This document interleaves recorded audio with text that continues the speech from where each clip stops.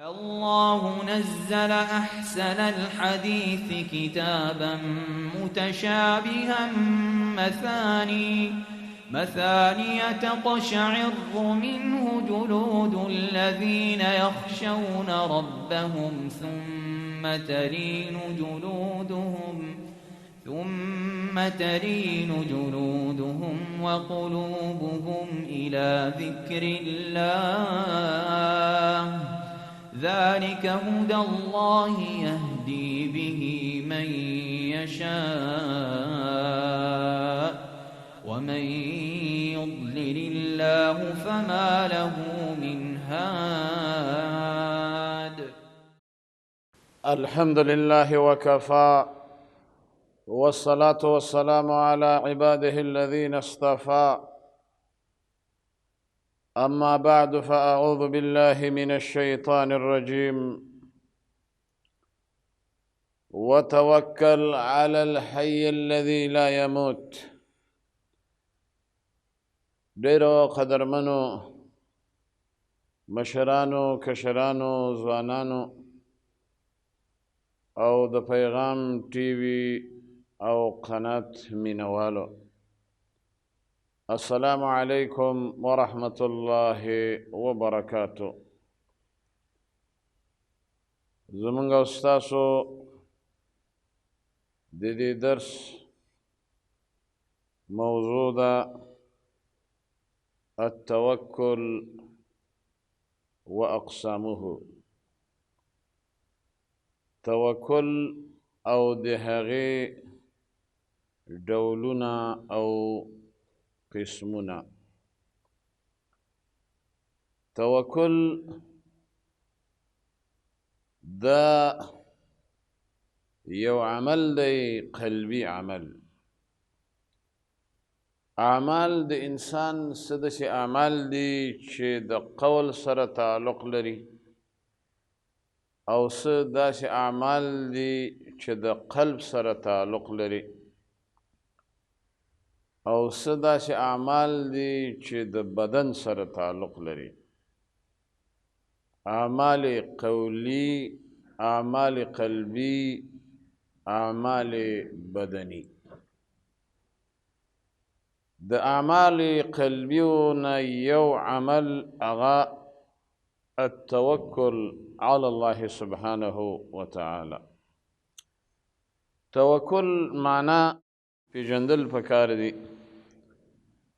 یو ورونو توکل دی، یو توکل دی. توکل په لغت کې د لغت عربي په معنا د اعتماد او تفویض او اعتماد سره دی. په عربی کې داسې راځي چې فلان وکل فلانا ای فوضه.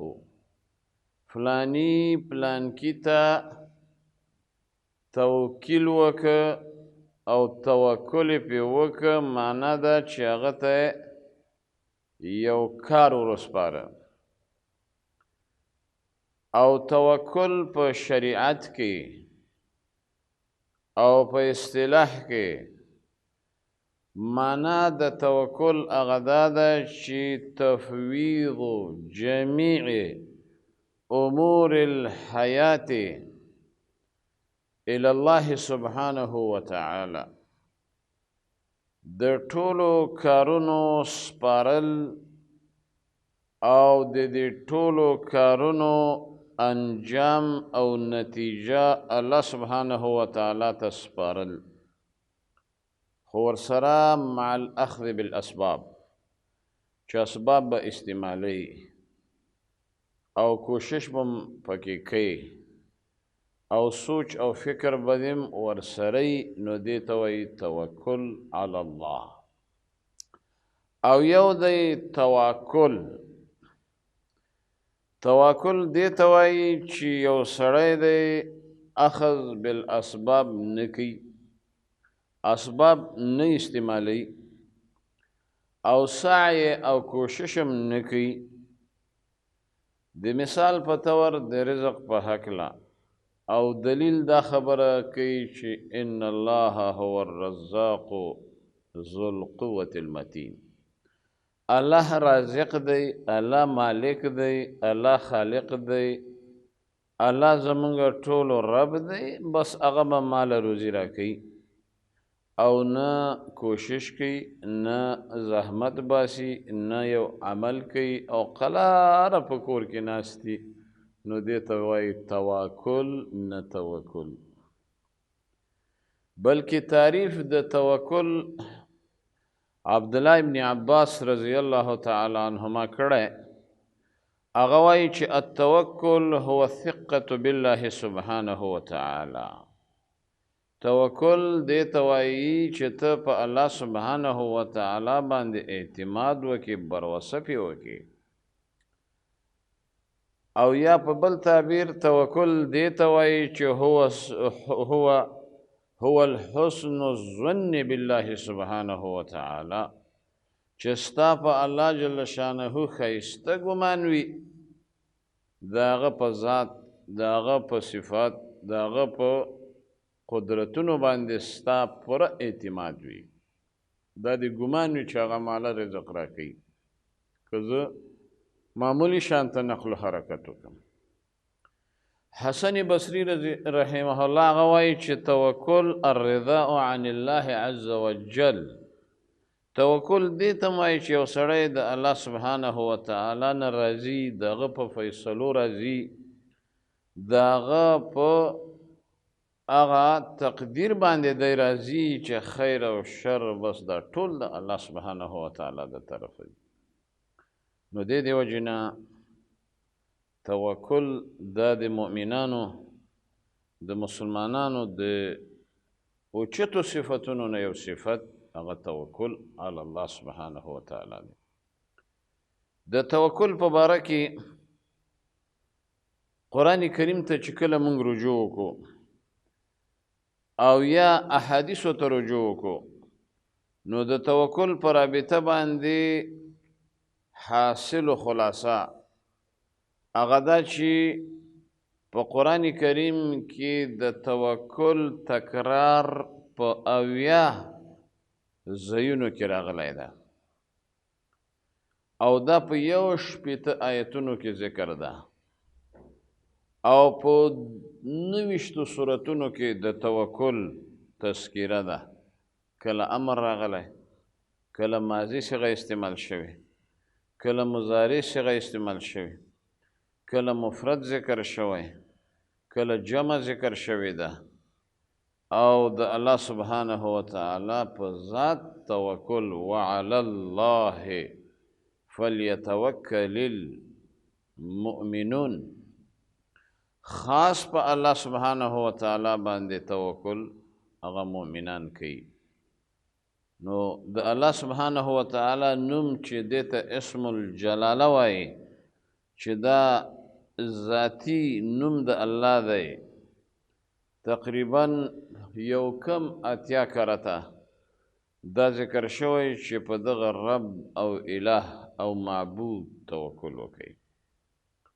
نو توکل په قرآن کې او په سنت کې د دې زیات فضیلت اهمیت ذکر شوی دی. چونکه د وخت د اختصار د وجې به یو څو آیتونه او یو څو احادیث هغه تاسو ته عرض کړم.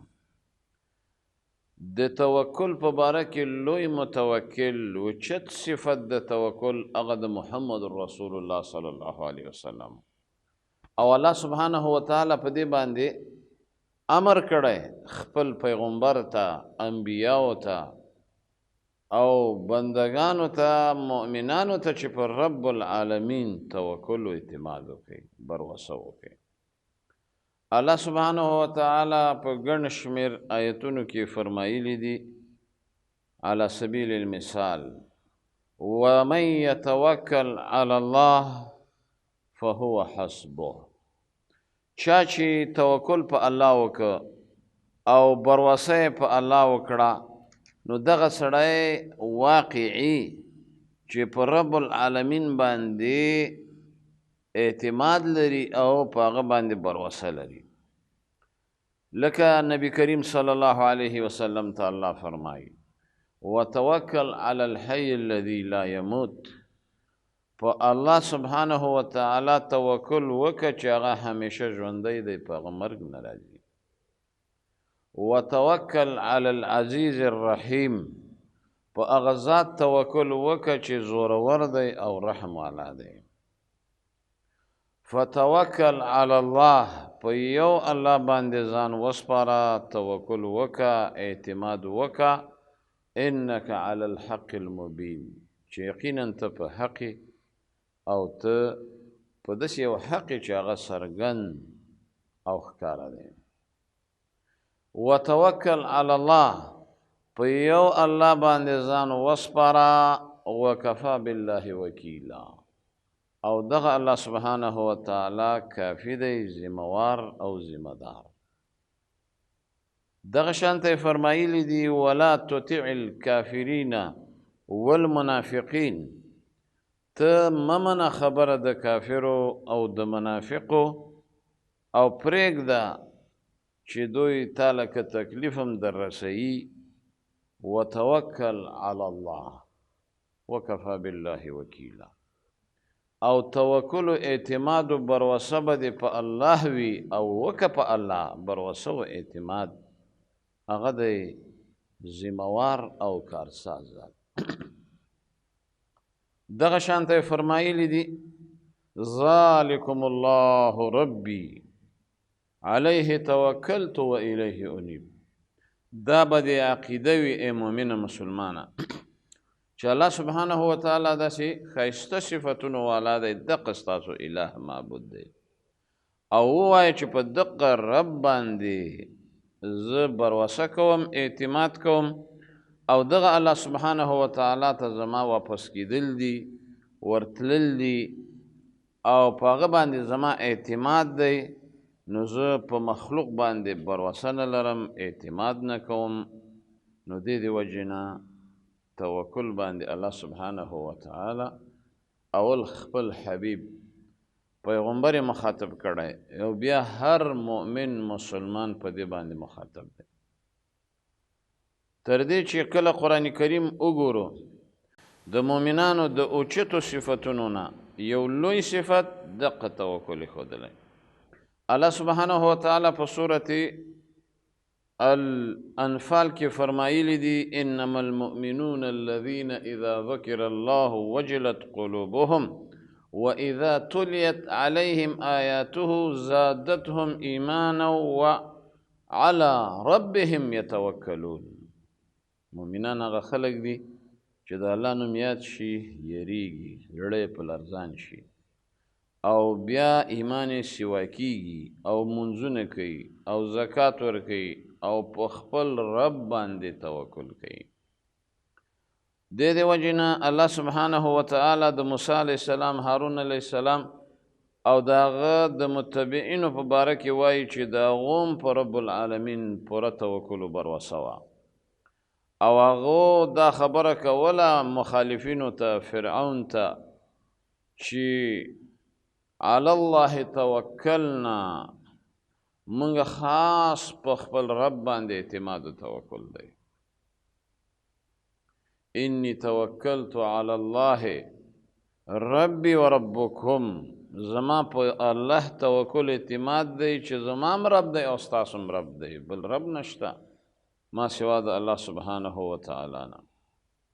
وتوکل علیه وما ربک بغافل عما تعملون، او توکل په یو رب وکئ، او رب ستا چې دی هغه ناخبره نه دی د هغه څه نه چې تاسو عمل کوئ ای بندګانو.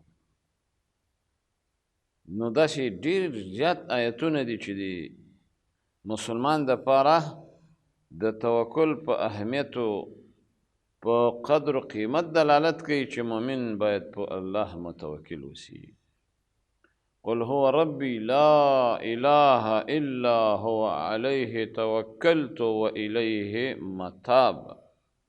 ورته ووایه هغه الله زما رب دی، پالونکی دی، تربیت کوونکی دی، بل رب او اله نشته ما سوا د هغه نه، او په هغه باندې زما اعتماد دی او هغه ته واپس کېدل دي. نو قدرمنو عزتمندو توکل دا ډېر اوچت صفت دی. د دې وجې نه د توکل په باره کې چې ګوري الله سبحانه وتعالی دا خبره کړې ده چې ګوره اسباب به استعمالوي، توکل به نه کوي لکه بعضې خلک نادانه جاهله هغه نه عمل کوي، نه کوشش کوي، نه کار کوي، نه روزګار کوي، و زه متوکل یم. دا متوکل نه دی. حدیث کې راځي یو صحابي راغی د رسول الله خواله سورلۍ هم ورسره وه، نو هغه سورلۍ پرېښوسته، د الله نبي ورته ویل چې عاقلها، دا سورلۍ دې وتړه. هغه ویل زما په الله توکل دی، و عاقلها ثم توکل علی الله. اول یې وتړه بیا د هغې نه وروسته په الله توکل وکړه، اسباب استعمال کړه. دې وجې نه الله سبحانه وتعالی فرمایي وَإِذَا عَزَمْتَ فَتَوَكَّلْ عَلَى اللَّهِ. کله دې چې قصد اراده وکړه بیا په الله سبحانه وتعالی باندې توکل کوه. ان الله يحب المتوکلین. الله سبحانه وتعالی مینه کوي د متوکلینو سره. الله سبحانه وتعالی هغه د متوکلینو هغه محب دی، مینه کوونکی دی. د دې وجې نه ورونو د توکل په باره کې ګڼ شمېر احادیث هم راغلي دي او دارنګه د سلف و صالحینو نه ډېر زیات ناشنا اقوال هم دي، خو په یو حدیث به اکتفا وکړو. نبی کریم صلی الله علیه وسلم فرمایي چې اربعتون، الله سبحانه وتعالی څلور داسې څیزونه دي چې هغه ورکړي دي هغه چاته چې هغه الله ته ډېر محبوب دي، چې الله ته خوښ وي. یو د هغې نه الصمت، چوپوالی، د بې ځایه خبرو نه چوپوالی، دا د انسان دپاره ډېر عافیت دی. دارنګه وتوکل علی الله، په الله باندې اعتماد بروسه چې څوک لري دا د الله محبوب دی. وتواضع، او بل چې یو سړی کمینه وي، متواضع وي، عاجز وي، عجز نه کار دی. او څلورم وزهد فی الدنیا، چې هغه زاهد وي په دنیا کې. قدرمنو د توکل په باره کې د سلف و صالحینو هم ډېر زیات ښایسته اقوال نقل دي، لیکن مش نمونه خروار ما ستاسو حضور کې څه آیتونه او یو حدیث او ورسره د توکل معنا. البته توکل بیا علما درې څلورو قسمو ته تقسیموي. یو هغه توکل دی چې هغه واجب دی، فرض دی، هغه به ته کوي چې هغه په الله سبحانه وتعالی باندې توکل په جلب د منافعو کې او په دفع د ضررونو کې، دا واجب دی، دا عقیده به ساتي. یو توکل دی هغه حرام دی، ناروا ده. کله هغه شرک اکبر ته ورسیږي چې ته اعتماد کلی هغه ته په اسبابو کې، په اشخاصو کې، او هغه مؤثر ګڼې حقیقي په دفع د ضرر کې او په جلب د منفعت کې، دا سړی د ایمان نه پې خلاصېږي. دا شرک دی، اکبر شرک. یو هغه حرام توکل دی چې په درجه د شرک اصغر کې دی. هغه دا دی چې یو سړی اعتماد کوي په اسبابو خو مؤثر حقیقي نه ګڼي او تأثیر هغه مستقل نه ګڼي، لیکن تعلق پیوی فوق اعتقاده انه مجرد سبب. یو قسم ته کمزوری خبره دام ده. او دریم توکل چې هغه جایز دی، مباح دی، روا دی، هغه دا دی چې یو سړی په چا باندې اعتماد وکړي او په دې معنا چې هغه خپل وکیل جوړ کړي په باب د اخیستلو خرڅول کې، دا جایز دی، مباح دی. زما په یو تاجر اعتماد دی، پیسې ورکوم په تجارت، نو دا یو قسم ته بروسه ده. یا په بل تعبیر داسې وایي چې یو توکل ما تحت الاسباب دی او ما فوق الاسباب، په دې معنی چې ته به توکل په هغه کارونو کې چې هغه د الله سبحانه وتعالی سره تعلق لري په هغه به بروسه کوي. لکه مثال د خبرې زمیندار دی په ځمکه کې دانې کري غلې کري او بوټي کري اسباب به استعمالوي پټی به ښه شودیاره کړي اوبه به ورکړي بوټي به کېږدي خواري به وکړي نور به توکل په الله کوي چې بوټي را زرغونېږي نه زرغونېږي غنم کېږي نه کېږي ښه کېږي خراب کېږي نور به بروسه په الله سبحانه وتعالی کوي نو الله سبحانه وتعالی دې موږ او تاسو ته په دې توکل باندې عقیده نصیب کړي یقین نصیب کړي او الله سبحانه وتعالی دې موږ او تاسو د متوکلین علی الله سبحانه وتعالی وګرځوي الله جل شانه دې په موږ او تاسو باندې خاص رحم وکړي او دا اوچت صفتونه دې الله موږ ته نصیب کړي تر بلې حلقې پورې په لوی الله سبحانه وتعالی سپارم وصلى الله تعالى على خير خلقه محمد وآله وصحبه أجمعين برحمتك يا أرحم الراحمين. الله نزل أحسن الحديث كتابا متشابها مثاني تقشعر منه جلود الذين يخشون ربهم ثم تلين جلودهم وقلوبهم إلى ذكر الله ذلك هدى الله يهدي به من يشاء ومن يضلل الله فما له من هاد